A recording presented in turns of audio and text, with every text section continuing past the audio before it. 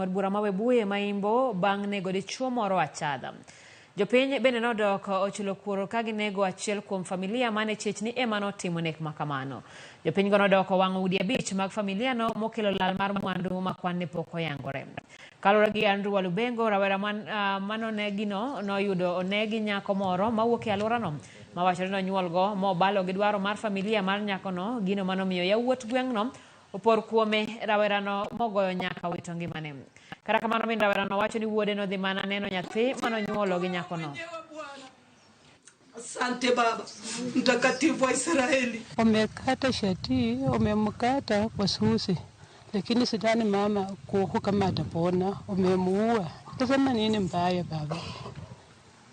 Atusijua kuwa anafuata mtoto wake ama alikuwa na msichana, ulitokesha na msichana Sirisia ukielekea kwenda kuona mtoto. Hata umemkata kabisa kuhu, hata nikimpindua shingo imekatika.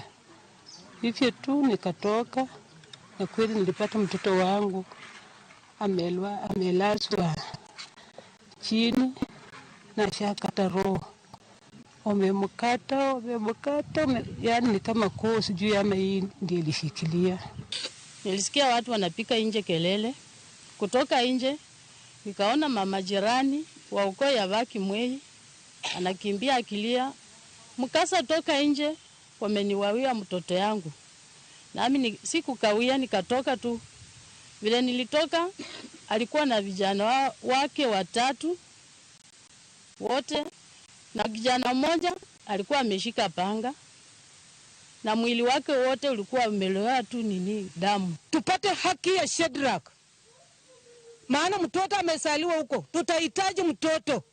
Wao wamekubali au wao wamekataa, watatupatia mtoto. Maana hao